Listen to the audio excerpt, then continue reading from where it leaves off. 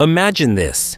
You have one empty space in your garage, enough money to buy something genuinely exciting, and two very different keys sitting on the table. One belongs to a Mitsubishi Lancer Evolution Final Edition, one of the last Evolutions Mitsubishi officially sold in the United States. The other belongs to a brand new 2026 Toyota GR Supra 3.0. One is a four-door, turbocharged, all-wheel drive performance sedan built from a philosophy heavily influenced by rally racing. The other is a low, rear-wheel drive, turbocharged inline-six sports car built for speed, balance, and attacking pavement. More than a decade separates them, so on paper, this should be an easy victory for the Toyota. The Supra is newer, stronger, faster, and considerably more technologically advanced. But once you leave the spec sheet and imagine actually owning these cars in the United States, driving them through California canyons, Texas highways, Colorado snow, crowded city streets, and long interstate trips, this comparison becomes much more interesting. And because Mitsubishi no longer sells a new Lancer Evolution, the newest legitimate American Evo we can use is the 2015 Lancer Evolution Final Edition, the 303 horsepower farewell model Mitsubishi limited to 1,600 US examples. That is the car facing the 2026 Supra today. Before we start fighting over which one deserves your garage, subscribe to Veach Car and leave a like if you enjoy comparisons where we actually choose a winner instead of spending 20 minutes saying both cars are good in different ways. And if you already know which key you would take, put Evo or Supra in the comments right now. Do it before hearing the result, because I want to see how many people change their answer by the end. We are going directly into round one, and the first battle has to be engine and power. The Mitsubishi uses a 2.0-liter turbocharged and intercooled four-cylinder producing 303 horsepower at 6,500 RPM and 305 pound-feet of torque at 4,000 Newton RPM. It is connected exclusively to a 5-speed manual transmission in Final Edition form, and power goes through Mitsubishi's famous Super all-wheel control system. Even today, 303 horsepower in a compact sedan is enough to be fun. And in 2015, this was the most powerful factory production Evolution Mitsubishi had officially offered in the United States. The problem is that the Supra arrives with another cylinder philosophy entirely. The 2026 GR Supra 3.0 uses a turbocharged 3.0-liter inline-six, making 382 horsepower and 368 pound-feet of torque.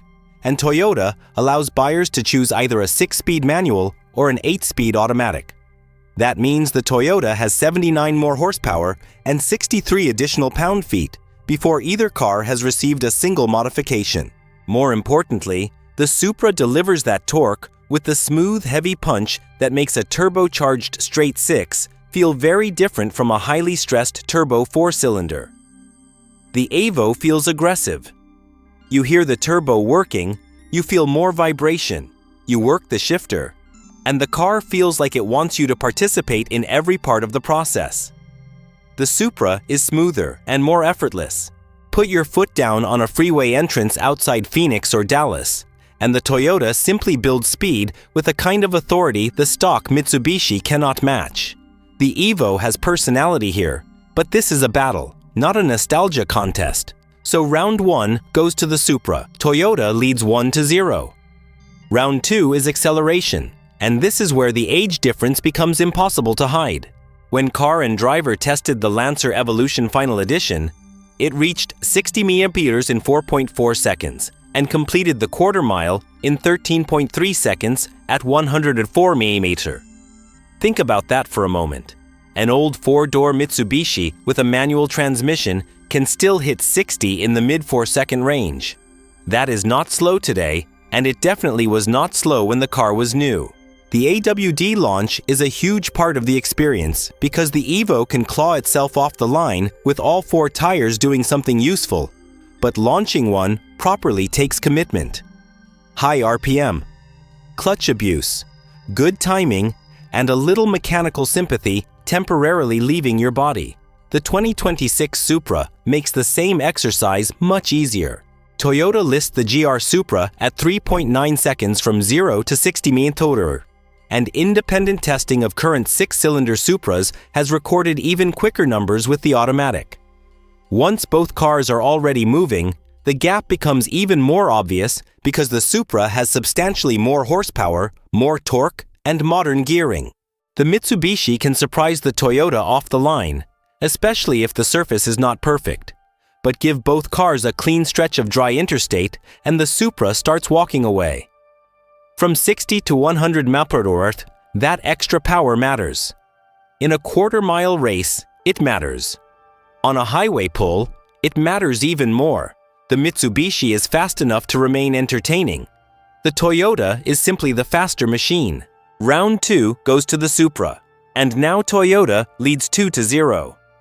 At this point, the Evo fans are probably preparing angry comments, so round 3 arrives at exactly the right time. Traction and all-weather capability. This is where the Mitsubishi reminds everyone why the Evolution became an icon in the first place. The final edition has full-time 4-wheel drive integrated into Mitsubishi's Super all-wheel control system, including an active center differential, active yaw control at the rear, stability control, and sport ABS. This system was not installed because somebody in marketing decided AWD looked good in a brochure. The entire personality of the car is built around managing traction and helping the driver put power down. Imagine both cars in Denver in January. The road is cold. Patches of snow remain near intersections, and you have to drive through the mountains later that afternoon. With proper winter tires fitted to both cars, which key gives you more confidence? The Evo. Easily. Now imagine a wet back road in Washington, a cold morning in Michigan, or a dirty road leading toward a cabin in Pennsylvania. Again, the Mitsubishi's drivetrain becomes one of the most important pieces of equipment in the entire comparison. The Supra is rear-wheel drive, and that is one of the reasons it feels so good on dry pavement. But 382 horsepower going only to the rear tires requires more respect when grip disappears. Modern stability control helps enormously, and tires matter more than the badge on the trunk. But physics still exists. If you live in Southern California and see snow mainly in movies, you may not care. If you live in Minnesota, Wisconsin, Colorado, Michigan, or upstate New York, this round could influence your entire buying decision. The Evo finally puts a point on the board. Supra 2, Evo 1. And if you actually drive a performance car through winter, tell us what you use in the comments. I want to know how many of you daily an AWD performance car year-round instead of hiding it in a garage until April. Round 4 is handling. And this one is much more complicated than comparing horsepower. The Evolution Final Edition is one of those cars where the speed you see on the dashboard sometimes feels impossible compared with what the body is doing. The steering is quick. The AWD system keeps finding traction, and the car gives the driver tremendous confidence when entering and exiting corners. Car and driver measured 0.93 G on the skid pad, but the numbers do not completely explain why enthusiasts still talk about the Evo. Its defining characteristic is how aggressively you can use it. You can enter a corner with the car settled, rotate it, get back into the throttle earlier than you might expect, and let the AWD system help pull everything toward the exit. On a narrow, damp mountain road, that confidence is intoxicating. The Supra takes a different approach. It is lower. It has a short 97.2-inch wheelbase, rear-wheel drive, an active rear differential, and adaptive variable sport suspension. It feels like a sports car because it is a sports car, not a sedan transformed into one. The driving position is lower, the center of gravity feels lower, the body is more compact around the driver, and the rear axle becomes a much more active part of the experience. On clean, dry pavement, the Supra has the higher overall performance ceiling, the modern chassis, wide performance tires, stronger powertrain, and rear drive balance give the Toyota the advantage when you are chasing absolute speed. But I would not call this a humiliation. On a wet, imperfect back road, The Evo can feel easier to exploit because its confidence comes from traction. On a smooth California canyon road in July, I want the Supra. On a questionable mountain road in November, I might reach for the Mitsubishi. For the purposes of this battle, however, the winner has to be the better pure pavement performance car. So the Supra takes round 4. Toyota now leads 3-1. Then we get to round 5, and suddenly the Supra has a serious problem: everyday practicality. The Toyota seats 2 people. You get 1 seat, your passenger gets the other one, and everybody else gets an Uber. For a sports car, that is completely acceptable. In fact, the 2-seat layout is part of what makes the Supra special. But now imagine this is your only car. You have friends. You have a child. You have parents visiting. You occasionally need to pick someone up from the airport. The Evo has 4 doors and 5 seats. Car and driver listed roughly 95 cubic feet of passenger volume for the final edition. The trunk itself is actually small at around 7 cubic feet, so the Mitsubishi is not secretly a minivan, but having a rear bench changes the entire ownership experience. If you are 24, live alone, and want a weekend performance car, the Supra's 2 seats may never bother you. If you are 34 with a child and still refuse to surrender to a crossover, the Evo suddenly becomes one of the coolest solutions imaginable. Put the child seat in the back, drive to work during the week, carry groceries, take friends somewhere Friday night, and attack a mountain road Saturday morning. The Mitsubishi allows you to own something genuinely exciting without requiring a second vehicle for normal human responsibilities. There is no debate here. Round 5 goes to the Evo, making the score Supra 3, Evo 2. Round 6 is comfort and technology. And here, the 11-year gap between the cars becomes brutally obvious. The Evo Final Edition was already criticized for interior quality and ride comfort when it was brand new. You get straightforward gauges, simple controls, red stitching, a numbered Final Edition plaque, and an interior that communicates one very clear message. Mitsubishi spent its money making the car fast, not making your commute feel like a luxury lounge. The suspension is firm. Road noise is obvious. The cabin architecture belongs to another era. Some enthusiasts will read that and say, "Good, that is exactly what I want." And I understand them. There is something refreshing about entering a performance car and finding a steering wheel, a shifter, and physical controls instead of spending 5 minutes learning an operating system. But drive from San Francisco to Los Angeles, and nostalgia eventually has to negotiate with your lower back. The Supra is simply a more civilized place to spend hours. The 2026 model gives you modern digital instrumentation, contemporary infotainment, available heated power adjustable leather sports seats on the premium, available JBL audio, adaptive suspension, and a significantly more refined highway experience. You still know you are in a sports car, but Toyota does not punish you every time the pavement becomes imperfect. This is the difference between a car that asks you to tolerate its compromises because you love it, and a car engineered so you do not need to think about those compromises as often. If I am driving 2 hours purely for fun, the Evo's rawness has charm. If I am driving 8 hours across Texas, give me the Supra. Round 6 goes to Toyota. Supra 4, Evo 2. And if you are enjoying this battle and want more old versus new comparisons like this, subscribe to Vach Car now, because there are a lot of legendary cars that deserve to be put against their modern equivalents. Round 7 is fuel economy, and this is probably the funniest result in the entire comparison. The Mitsubishi has a 2.0-liter 4-cylinder, making 303 horsepower. The Toyota has a 3.0-liter 6-cylinder, making 382. You might assume the smaller, less powerful engine would win at the gas pump. It does not. Mitsubishi rated the Final Edition at 17 mpg city, 23 highway, and 19 combined. The 2026 automatic Supra 3.0 is rated at 22 mpg city, 29 highway, and 25 combined. Even the manual Supra is listed at approximately 19 city and 26 highway, so the Toyota gives you 79 extra horsepower. substantially stronger acceleration, and better highway fuel economy. That is a perfect illustration of what 11 years of engine management, transmission technology, aerodynamics, and overall development can do. The Evo's 5-speed manual is wonderful for engagement, but not particularly impressive when you are cruising hundreds of miles on the interstate. Drive 15,000 miles per year, and the fuel difference becomes something you can actually feel in your wallet. Especially because neither of these cars is intended to be fed the cheapest possible fuel. If this comparison is about owning and driving these cars in America rather than staring at them in a collection, efficiency matters.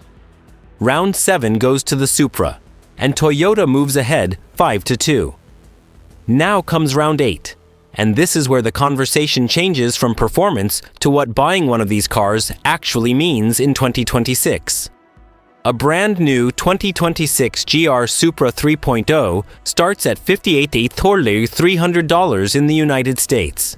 The 3.0 premium starts at $61,450, while the MKV Final Edition sits substantially higher.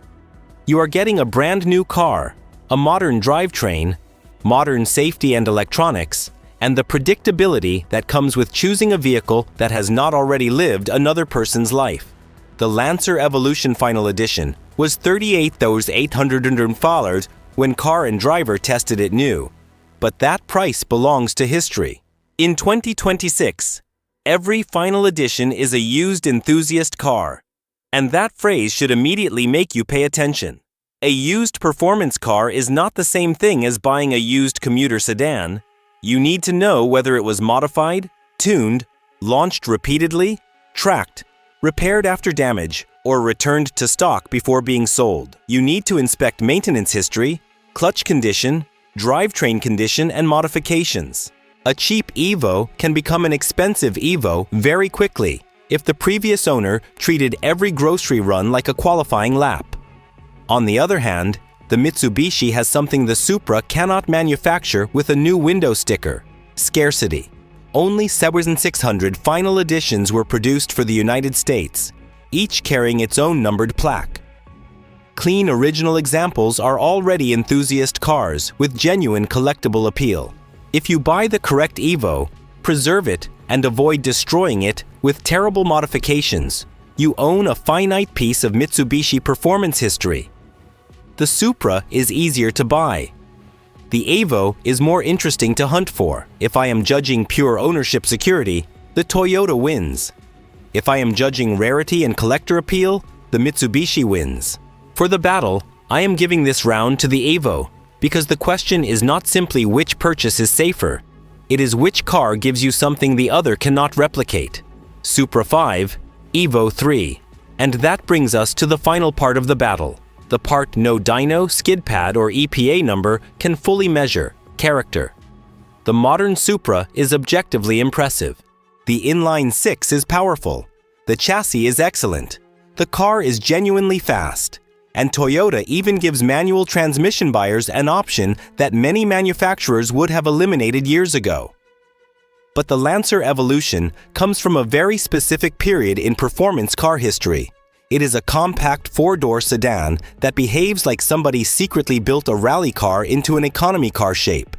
It has a turbocharged 4-cylinder, manual transmission, full-time AWD, enormous tuning potential, and a mechanical personality that modern cars increasingly filter out. Mitsubishi did not create the final edition because the company was preparing an even better Evo Wraith. It created the final edition because the evolution was ending. Those 1,600 American cars marked the conclusion of a lineage that enthusiasts had spent years following, modifying, racing, and arguing about. That matters. At the same time, the comparison has an interesting symmetry because the 2026 model year also represents the farewell period for the current MKV Supra generation. So we have one performance icon whose story already ended against another approaching the end of its current chapter. One is 4 doors and AWD. The other is 2 seats and RWD. One attacks bad roads with traction.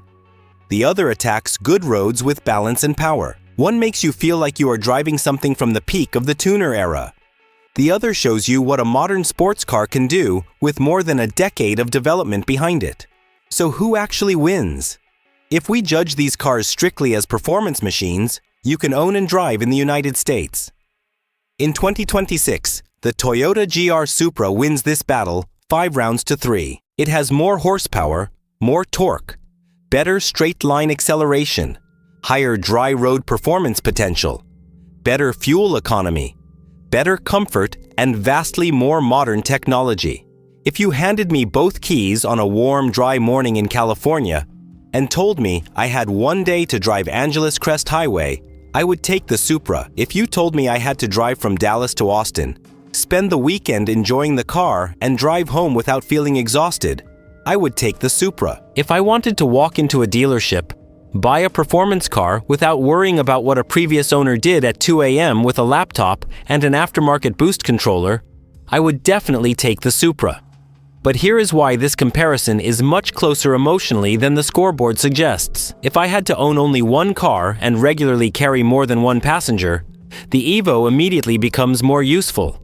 If I lived somewhere with serious snow and wanted to enjoy my performance car 12 months per year, the Evo becomes extremely attractive. If I wanted an AWD tuning platform with a legendary name and a finite production history, I would choose the Mitsubishi. And if you offered me a perfectly preserved, completely stock final edition with low mileage, documented maintenance, and no questionable modifications, I might spend a very long time staring at both keys before making a decision. The Supra wins because it is the better performance car for 2026.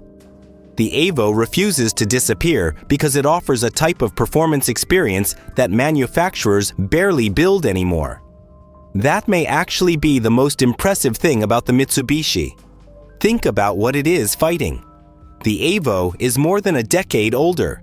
It has almost 80 fewer horsepower. It uses a 5-speed manual. Its interior was considered dated even when the car was new. It drinks more fuel. It is noisier, harsher, and slower. And yet there are still situations where I would rather have the Mitsubishi. Put both cars on a dry drag strip and I want the Supra. Put them on a smooth canyon road and I probably want the Supra again. Give me a wet mountain road with changing grip, 4 people who need to come with me, and snow in the forecast tomorrow, and suddenly that old Mitsubishi starts looking brilliant. That is why this is not a story about the Supra destroying the Evo. It is a story about how good the evolution was, that a 2015 performance sedan can still create a legitimate argument against one of the best modern sports cars Toyota sells. So now, the decision belongs to you. You have one garage space and enough money to make either choice work. Do you take the brand new 2026 Toyota GR Supra with 382 horsepower, modern comfort, better efficiency, and devastating straight-line performance? Or do you find the cleanest Mitsubishi Lancer Evolution Final Edition possible? Accept the age and compromises, and own one of only 1,600 American Final Editions.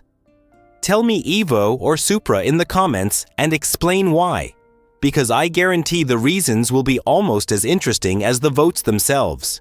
Leave a like if you want another battle like this. Subscribe to VHCar if you have not already, and tell me which 2 cars should fight next. For this one, the scoreboard gives the victory to the Toyota GR Supra, but if somebody watched this entire comparison, ignored the score, grabbed the Evo key and walked away smiling, I would completely understand why.